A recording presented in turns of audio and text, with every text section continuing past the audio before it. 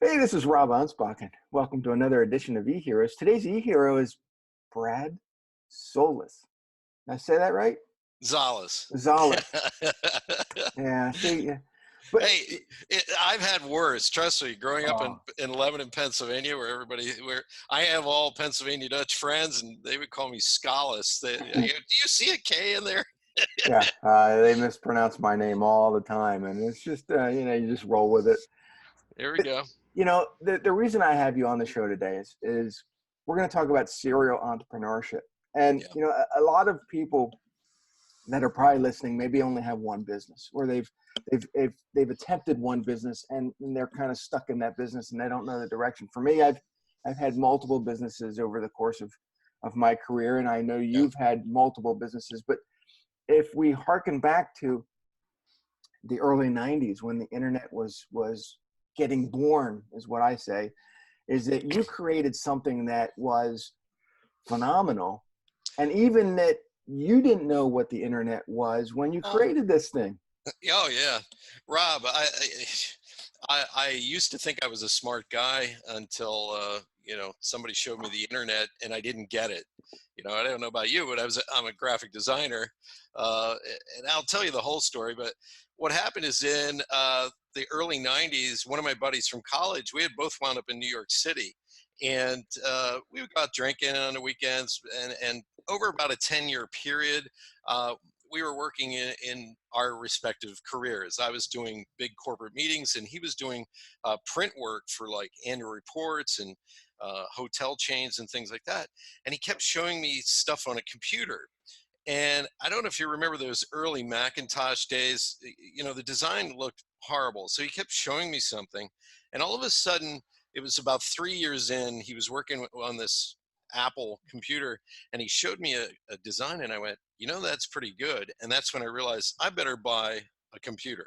And I want everybody to remember, going into the Wayback Machine, and remember back in time. At that time, laptops were like brand new. We were still using VGA monitors and heavy monitors. So Doug and we started this company called K2 Design. And we weren't really thinking, because as soon as we opened our doors, we were in a tiny 9 by 12 office with two Mac 2 CIs and 13-inch VGA monitors and a scanner, our own equipment. And all of a sudden we realized we're in New York City and we're competing against 4,000 other design firms. So we're the little guys on the block. And I think after about a year of struggling, and because we had been in the industry for 10 years, our respected industries, we did attract some pretty good clients. Like we had American Express Publishing as one of our clients. And we also had Banco Popular, which was a very big bank back at that time in New York City. But what really happened is we weren't making enough money to draw two salaries. And all of a sudden, he walks in the office one morning and he goes, "We have to become an internet company." This is like 1994. So I'm savvy, I'm sharp. I look him in the eye and I go, "What the hell is the internet?" And for those of you who are laughing at me right now, you may remember back in those days, Rob, it was email, it was a Yeah, static page. You had a choice of a gray background or a gray background. And the browser wars hadn't even really started yet. yeah. So we sat there and we said, well, how are we going to sell this idea to our clients now? And so the first thing we did is we put together a postcard that just said, click here to get on the information superhighway. You remember we used those terms. And we sent that one postcard out. We bought a mailing list. And here's what happened. Most postcards, and it was only a 4 by 6 postcard, most postcards only get you a 4% return if it's really good. We got an 11% return. Our phone started ringing off the hook. And one of our first clients, believe it or not, was a company one floor below us in New York City that had what was called a server farm before anybody knew what a server farm was. And they were hosting Sierra Magazine online, and they needed us to do the 64-bit graphic, GUI interface. And so that was one of our first. Then this young man, his wife was working across the hall from us. She goes, "You got to meet my fiance." After they got married, he comes over one Saturday and he looks at what we were doing. He goes, "I could sell this." And that was David Setner, he went to the Wharton School of Business, and he specialized in entrepreneurial startup funding. And he said, let me work for you guys. And the internet back then, you couldn't get big money for it. So he said, I'm going to sell $1 million worth of internet. And I burst out laughing like Dr. Evil. I said, well, Dave, if you can sell $1 million worth of internet, I will not only make you, head of sales, I'll make you the CEO and a partner in this company. Well, in 9 months, Rob, he sold $1.5 million worth of websites, and then the following year 4.3, and then the year after that 7.3 million. And he was our rainmaker. Doug and I just did the work, and so suddenly we were getting financing from an underwriter, and we went public on NASDAQ back in 1996. And I'll never forget that day, July 26, 1996. We went public on NASDAQ. And it was the Wild West. And I pinch myself every day that I went through that, because we didn't know we were a part of history at that time. But, I've always been an entrepreneur since I was 16. You have it in your blood. You can't work for other people because you want to strangle them, and you see things differently than everybody else. So here I am from a small town, Lebanon, Pennsylvania, living in New York City now, and we would hire 3 to 5 new employees every 2 weeks. We're expanding so quickly. I'd see an employee in the hall and they go, well, who are you? And I'm like, well, who are you? And you don't know what that's like when you're in hypergrowth like that. A lot of us, we're like, okay, I want to control this. When I have enough money, I'll buy new computers. Then I'm going to expand the business. Now I'm moving to a new space. That was happening so fast. I thought I was going to have a nervous breakdown. So my business partners and I, every Wednesday, we had a standing, drinks over at Harry's at Hanover Square, and we'd sit down and have a scotch and a cigar just to chill the F out, because I thought I was going to explode. I was not built for this, but we did it. Yeah, and in those days, I learned computers early on, and my first, computer programming was in high school. I think it was 1986, and all they had was these big hernia busting machines, these Radio Shack TSR-80s, and they were awful. And you'd have to put the disk in, get it booted up, put another disk in to run the program. Yep. And, half hour later, you're finally on the thing, ready to rock and roll. And you're like, nowadays it's so much easier. But I remember when the internet was being cobbled together, and it wasn't until AOL came around that they kind of solidified what the internet actually was. And, kudos to AOL. But, when I went to college in 1987 to Penn State, a lot of the colleges were having what was, I guess, called the intranet, because it wasn't what we know now. It was the colleges could communicate back and forth, and I could communicate from my little locale in York, PA, because I went to Penn State, to another campus, across Pennsylvania. And I thought that was the coolest thing. And then, 2 years later, it was like, hey, do you know about this? We can do this, this, and this. And I'm like, I could do that like 2 years ago, and then, then you had these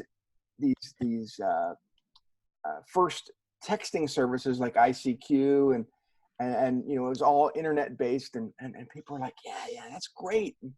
But it wasn't until AOL came around that they kind of put something in a fashion that people could actually navigate through. Well, it's interesting because people may not remember, AOL was originally designed for Mac users. But once they made a more robust interface, you couldn't use it on that Mac. They had to create Power Macs, because it would lock up your computer. But I'm a little bit older than you. I graduated in 81 in Lebanon. And I remember when they showed those first dot matrix printers, and you could do Snoopy, on the printer. It would take out these 6 pages and put it up. Then when I went to college, I went to the Art Institute of Pittsburgh, and we were doing typography by hand, rubbing it down, actually writing, making actual letters that looked like, Helvetica. I would actually use a rapidograph. And I remember my senior year, we had a computer class, and it was so brand new, we actually had to dim the lights in the room and use an SLR camera to get the photo of the slide off the screen. And it was a 6-second exposure. I remember this. And so you're like looking at this going, why would anybody ever want to use this professionally? Because it just wasn't up to par yet. So by the time I go to New York City, I didn't know what was happening. But by the time I started K2, I started having employees that were coming in who already had built their own websites and were using they were using email, and they were talking to each other, and they were working over T1 LANs and WANs, and I'm sitting there going, what is going on? And they were acting so weird. They were telling me off of my own company, and I was like, what the hell is going on? So I just categorized it in the back of my head and decided, I don't know everything, shut the hell up and listen. Because I don't know about you, Rob, but I was raised by my dad and older boomers and the silent generation, and they taught me to shut up, sit down, and listen. The elders are in the room, and if your boss was a higher rank than you, even if he was younger than you, you shut up and listen. That all flipped in the 90s, and I couldn't figure out what had happened. Was there something in the drinking water? What was it? And after I left K2, I started to do the research, and I found out 1977 was the turning point. Video games came into the household. Star Wars came out. Star Wars changed the way they saw themselves and everything. So you have this new generation that was also raised on different parenting styles. Every one of my employees, and by the way, 98% of all those internet companies that were started in the 90s, they were all founded by people who were born around 1977. So there definitely was something in the drinking water. Mm-hmm. But it was a new generation that was raised to be tech savvy from a very young age. So I'm listening to you and I'm thinking, wow, it was just that little time span of 5 to 6 years, and you became a tech guy. Mm-hmm. If I had been born and raised and graduated when you did, I'd be a tech guy too. But it's just that one missing component that makes it happen. That's why my business partner today is a millennial, because she knows all that stuff. That's the way it is. So what happened to K2? K2, we grew and grew and grew. We had a bumpy ride at one point, and then the dot-com boom meltdown happened. And at that time, I had stepped down from my day-to-day job because I was burnt out. I mean, I was doing 95-hour work weeks. So I sat on the board of directors, and we decided to change the executive management. And then all of a sudden, this other bigger company came in and just bought up everything, bought all lock, stock, and barrel, and took over K2 as a brand. So that was it. And I got out and sold my stock way before that, but I still was able to guide the company a little bit. But I didn't like some of the direction they were already talking about going down. The thing that made K2 have a meteoric rise is we had that balance between corporate design and respect for the corporate structure. So we always attracted like American Express, Audi. We, at one point, the craziest thing we ever did outside of that corporate structure that we designed in was Toys R Us. So we always used the Swiss grid method of design, which had a balance of negative and positive space, but it was always done like editorial copy. It was laid out. We used typography as a design element. So we weren't sexy. We weren't like hot commodity, but our roster of clients is what made people go, whoa, that's who we like. And so it attracted buyers and things like that. I feel bad for a lot of other of those internet companies because they completely went out of business. At least we got bought out, and I was able to step back and go do my own things in life. But so what did you do after K2? Well, this is interesting.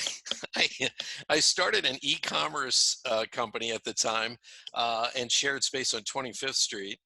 But that wasn't my real passion. Because of 95-hour work weeks, I was really burnt out.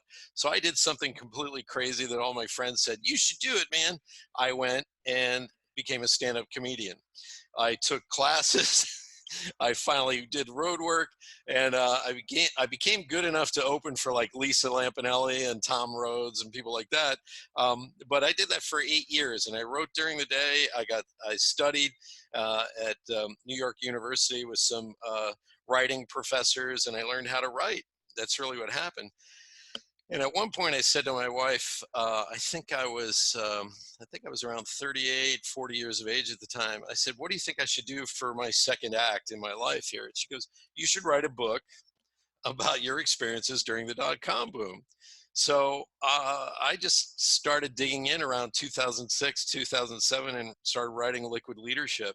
And I included stories from growing up in Pennsylvania and some of the things I learned. But I realized I was putting way too much emphasis on millennials, this next generation. And I said to my wife, I said, "Norma, I said, I think I have too much in here about millennials." She goes, "No, you keep writing." I said, "They're going to figure it out by the time I'm done." "No, they won't. Keep writing." And sure enough, no one's figured out millennials yet. And everybody asks me, "Well, how do you become the millennial expert? You know, you're a boomer. You're a business person." I said, "Well, I'm a creative director. And how do we run our offices in the creative field? In the design world and advertising world, we expect everybody to be a team member, even though they're from divergent disciplines. And we all have a mission to get this project done." And I said, "We never had a problem at K2 managing this next generation. The things we knew how to do intuitively, and we've been doing in the design field for over 100 years, corporations are just now starting to figure out. All those rules of control, you got to let those go. You have to know what to keep and what to let go of, and train that person so that they're a valued member of your team." And as an entrepreneur, I know a lot of you probably are relying on millennials and Gen Xers for some of your work to get done. And they do work differently. And Rob, I like the way you work. You work more like a millennial. Well, sometimes, yeah, but I'm very sarcastic. And that doesn't always bode well to the millennials because they have no sense of humor. I've always laughed, you know, I've watched your response on certain things, and we have a mutual friend, Adam Homey, and Adam is very sarcastic as well. So I'll see your response to something, and I'm sitting back there roaring laughing because you remind me of my dad. My dad used to do stuff like that. He'd be sitting in his office. He had an accounting firm in Pennsylvania, A1 Accounting, and somebody would call like at 4 o'clock wanting an emergency. They call him up. They go, "I've been calling you all day. You know, where have you been?" And he goes, "I've been sitting right here. You obviously weren't trying very hard." And he'd hang up on him. Now, by the way, I've cleaned that up for your audience. So when you do stuff, I'm rolling laughing. There goes Rob. That's our Rob. Yeah, 25 years of being an entrepreneur has taught me that, I don't have patience for people that, either one, don't have money, want you to do things on their time. And Oh my God. I'm like, dude, this is my game, my rules. You want me to do the business, want me to do work for you, then you got to play my terms. And they just don't get it. My favorite story is when the guy, he goes, "We want to work with you, but you're too much. So go with the other guy." "No, we want to work with you." "Well, I'm not lowering my price." "Well, we want to work with you." "Well, I'm not lowering my price." And it just kept going like that. It's like, what in the hell is wrong? Yeah. And haven't you learned this? Anybody who's listening, I'm going to tell you this. If you're new to this game, we all can agree on this. The person who always asks you to do your work for half price will be the biggest pain in the ass every single time. They want everything their way. They will text you at 10 o'clock at night. They will send you 40 different photos. They don't like this. They don't like that. The person who pays your fee respects you for what you do. They will actually tiptoe through your life and respect everything you do. Trust me, it's happened to me 100 times. I never learned my lesson. Well, there is a sign on my desk and it says no PITAs. And PITA stands for pain in the ass. Yep, you got it. When I'll refer to somebody as a PITA, they're like, "What?" I said, "What's a PITA?" And they're like, and then when I explain to them, they're like, "I'm not being a pain in the ass." I'm like, "Yeah, you are." I called somebody on it recently, and the only reason I took her on as a client is because a mutual friend said, "Please help her." And so I did. Well, it turns out she had hit her head in a traumatic brain injury accident. She's okay, she's functioning, but she will lose her temper on a dime, and I will just walk away. And I have to manage her. And I called her on her BS right away. I said, "You are a pain in the ass to work with. And I'm just going to let you know that. You disappear and then you blame me." She disappeared recently. Great. When you come back in, I'll be here. But guess what? When we're done with this cycle, we're done. I Yeah. ain't working with you anymore. Yeah, and I highly believe that if you own a company, if you're an entrepreneur, that you don't have to serve everybody who comes to you. And if No. they are being a pain in the ass, you have to let them know that they are being a pain in the ass, Yeah. because eventually, if enough people say you're being a pain in the ass, they're going to either want to change their attitude, or they're going to stop, you know, bugging people. But Yeah. it just Well, I see it. The internet is great. I love the internet, but I also believe that the internet has caused a lot of people to believe that success comes instantly, and it doesn't. I You think still that, have to work yeah, with it, work on it. I think that's part of it. I think the other part of it is there's a desperation that's taking place. Yeah. There was a time when you could sit back and you felt confident, I'm building something, profound and slowly. Yeah. And now we're starting to realize you're hustling, you're hustling, you're hustling. You don't know where the money's coming from. It Hmm. isn't like the old structures where you open a storefront, you put up your banner, and people line up and they buy. If you build it, they will come. That mindset. Today we're hustling, and even me, I came out here to Las Vegas last year after 35 years in New York City, and started over. And I attracted a business partner that turned out to be a huckster, a con man. And we'll talk about that, how to find the right business partner for your expense, because you're going to need somebody in the trenches with you. But what has happened is, because we're looking at multiple streams of income, a lot of times it's trickles here, little trickles here. So we're hustling and the effort and all this. Sometimes you need a second mind to say, step back. Is this profitable enough for you to continue? Will this be a better product for you? Will this be a better resource for clientele? So you now have to work smarter in a very different way than, let's say, boomers were trained to do. Hmm. Now you have to look at the analytics. You have to look at exactly what your target client might be, and create products, a stream of products for them. If you're an infopreneur, a lot of other people, they're building, e-commerce websites, or they're trying to do other things. But we have this weird world, this weird amalgam right now, where we have to be a celebrity, we have to create content, we have to crank out this, we have to deliver coaching, we have to teach, we have to learn, we have to know. We're hustling at a level that I don't think our grandparents could ever handle or even Yeah. understand. My first website was I think came out in 1996 or 7. So we're going back 22 years ago. And I'd have people all over the world finding my website to order stuff from me, and it's great. Yeah. But now you have to you have to work 10 times harder to get that attention. And I think it's become part of the noise. I think that the internet has become part of the background, and it's like commercials on TV. Yeah. People don't, they go to their favorite sites like Amazon or Facebook, and that's all they go to. They don't Right. they don't they don't go outside of that circumference of what you're used You to. got it.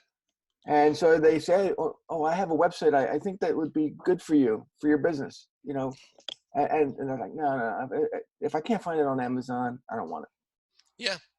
Well, it's that ease. Everything is about ease now. So if you don't make it easy, people aren't going to do it. If you don't make it amazing, they're not going to do it. I'm into science fiction. I don't know if you are too, but I started watching The Expanse. Hmm. I also like Marvel comics and all that. I started watching The Boys, and I realized what makes them stand out from all the other shows that are on. Because you can look at The Expanse and say, well, it's kind of like Babylon 5, and it's kind of like Robert Heinlein's book, The Moon is a Harsh Mistress. So it's sort of a combination. But what it does, and it doesn't use famous actors, this story is good. It draws you in. It brings you a better product than anything that's out there on television right now. So you're in two worlds right now. You either have to give people something that's so damn good, Mm-hmm. heads and tails above everybody else, so it cuts through the noise, or you have to be that one guy that's doing it so different that people find you somehow, or market the hell out of what you're doing. There's like no in between now. You can't just throw up a website and hope and pray, because that's not going to happen. No. You've got to learn all the marketing tricks right now. And now the hot marketing trick is artificial intelligence to leverage that with your analytics. So, I mean, how would you like to be the person that when they say, "Hey Siri, give me the best 5, websites for how to get shit done," and Rob Anspach comes up right away with 23 books. That's what we're talking about now. These kind of matrix kind of moves. So you got to know the tricks. You got to keep on top of it all the time. And I'm going to tell you, this is where our brains kind of go for the older generations. Boomers were taught to hoard knowledge and hold on to it. And once we learned something, look at me, I invented Teflon in the 70s. We stand there in that might of it all. It's hard for us, all the newer generations, including you probably, have learned to learn, unlearn, discard, relearn constantly, like this, boom, boom, boom. And that's the secret to entrepreneurship in the 21st century. Oh yeah, yeah, and Learn, like unlearn, relearn. like you said, it's all about cutting through that noise. And when the internet came out, it was kind of like the fill the dreams, build it Yeah, and they will come. yeah. You could build it all day long, but nobody's going to go to your website if you don't tell people all about it. Well, I remember the big thing that Razorfish did was they coded a bouncing ball during a time when it was static pages. Mm-hmm. And that got them $70 million in funding just by being able to do a bouncing ball on the screen. Today, everybody's using the same website templates because we all have to be smartphone compatible and compliant. And so you're looking at sameness now. So now we have to reinvent all of that and go to another level.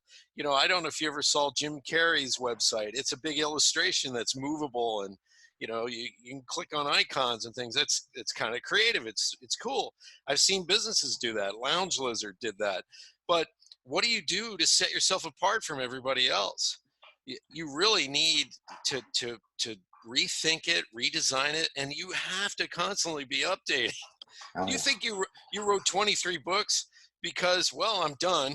It's because there's the next phase and the next phase. Yeah.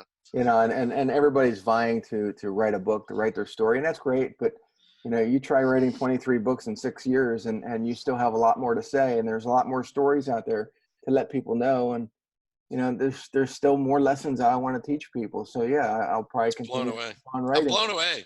I'm blown away, by the way. Honored. 23 books is impressive as hell, man. It took me 3 years to write one, and I've published 12 books, and I've written chapters in dozens of other books. So for you to do 23, I'm sitting there going, I give up. There's people that have written more books than me in that time period. So it's in all the perspective. It's how you take the information and Well, but for all the listeners, what I want you to learn from all this is that it's how you use that information. Brad early on took information and used it and took it as far as he could do it, and then he sold it, and then he jumped into the next avenue. For those that are out there that don't understand, for me, I changed my stars. I was a former carpet cleaner had a carpet cleaning business for almost 20 years. Wow. And now, I teach lawyers and doctors and professionals how to utilize the internet for their digital marketing, how to publish their stories and get their information out there. And we try to help them cut through the noise. So, I changed my stars, and Brad's changing his stars all the time. You guys can do the same. It's true. I think we get caught up in my success is going to come from here. We have this channel. So we beat the hell out of that. And then we're looking around and everybody else is more successful. Sometimes we have to get our head up and look around. And I'll tell you a little bit of my story when I came out here to Vegas. I'm in my 50s and I wanted to do something radically different. And so I started working with this buddy of mine. At least I thought he was buddy.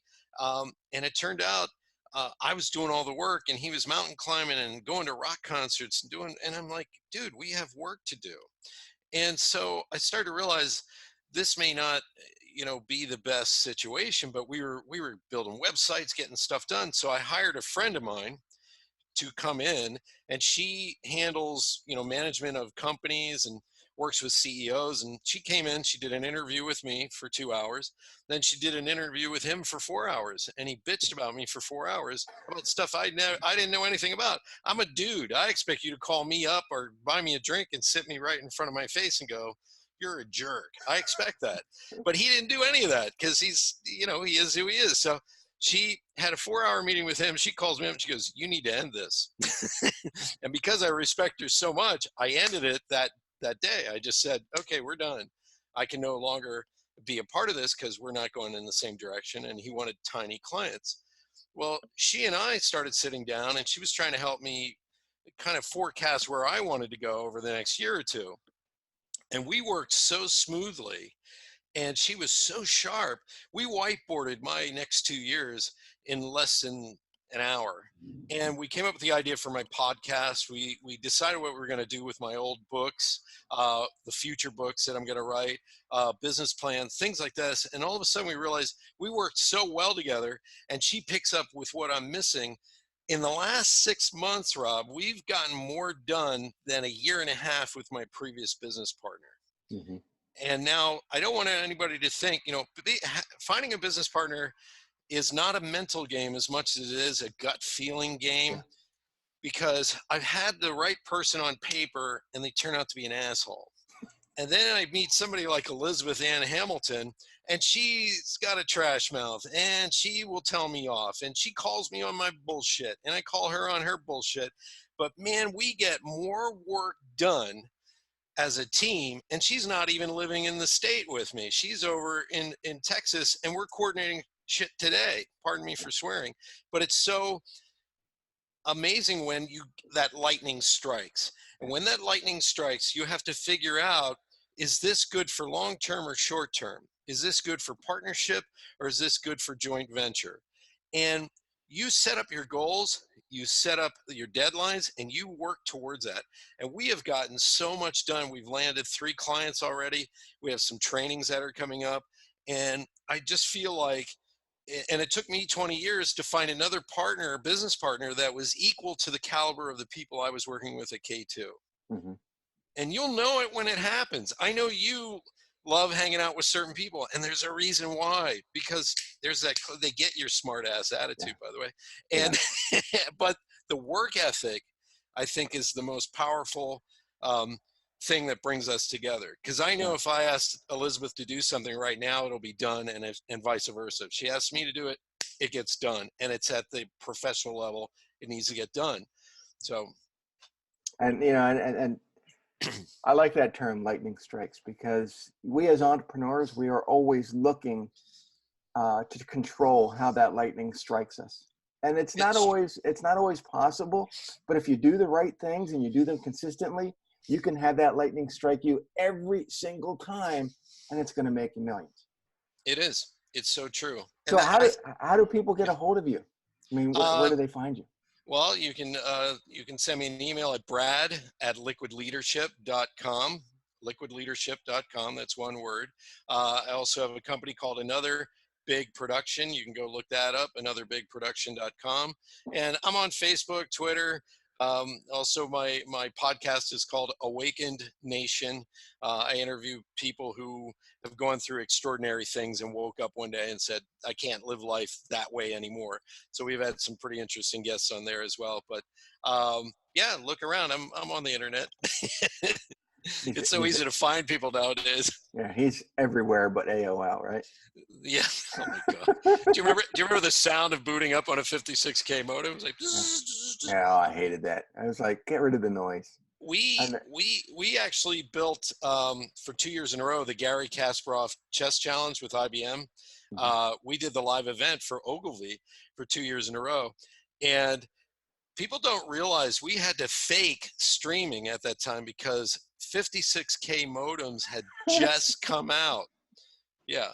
And so those of you who are watching on video, I don't know if you want to take a snapshot of this, but this is the difference between the generations. Every time I have to explain it.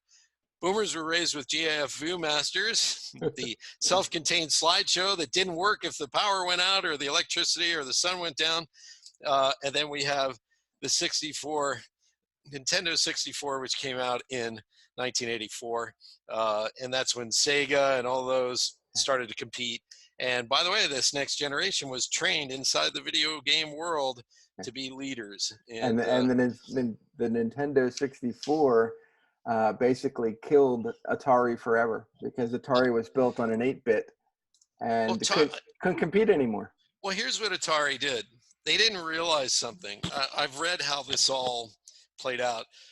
They sold more Atari machines than they had ever expected. So by the time, I forget the name of that first one, it was like a 6400 or whatever. What was the Atari? There was a 2600 or something. Yeah.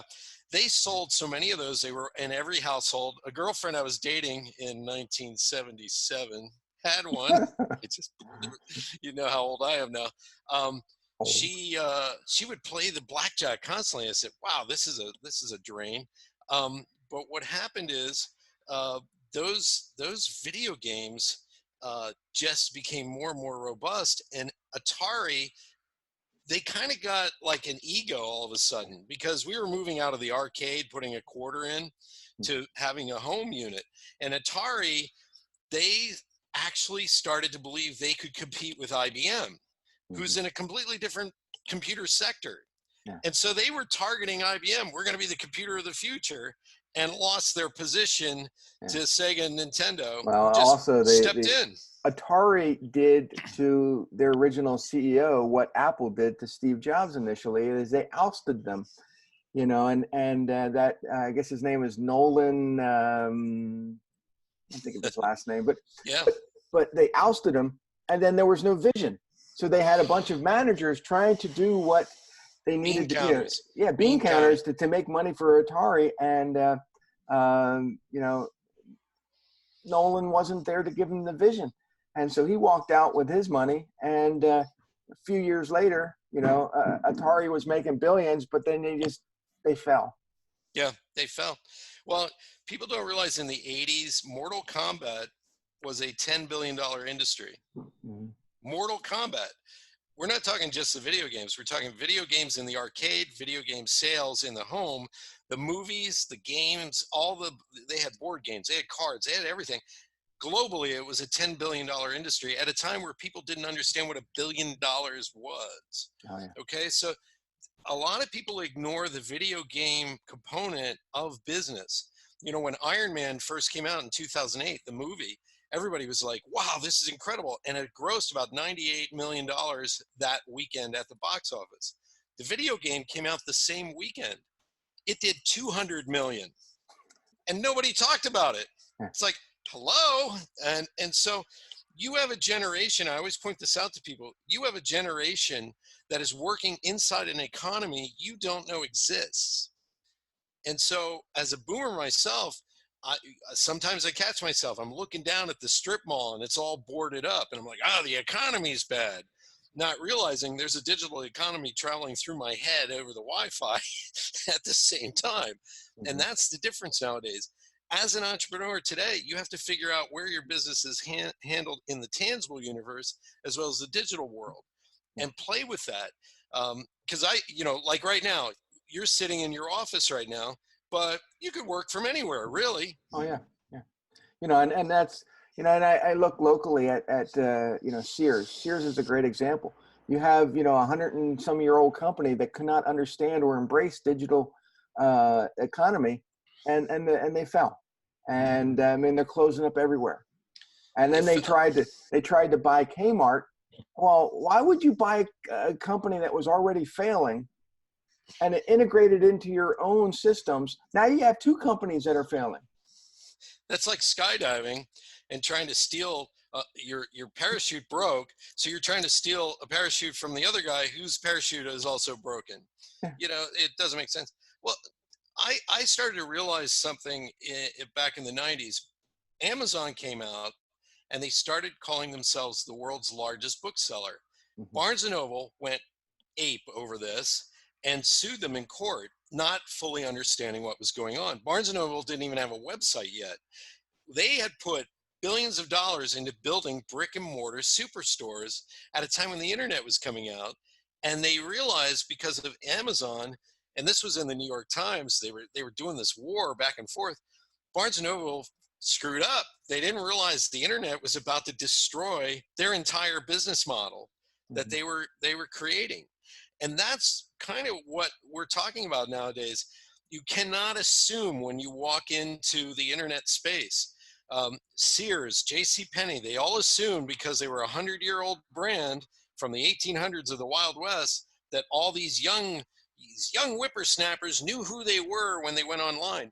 You have 90 million new raving fans that don't know who the hell J.C. Penney or Sears is. Yeah. And they never took the time to reinvent their brand for a new generation. And now they're at the back of the line. Yeah. Yeah.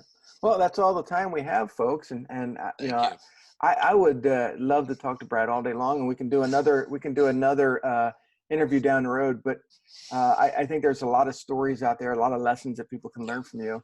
So please, you know, guys, if you're listening, visit Brad on Facebook, Twitter, LinkedIn, or on his websites, and buy his book, Liquid Leadership, and learn about, you know, his adventures, because I think it's going to really help you on yours. So thanks, Brad, and everybody else. We'll see you on the next episode. Thanks, Rob. Pleasure being on. Thanks, everybody.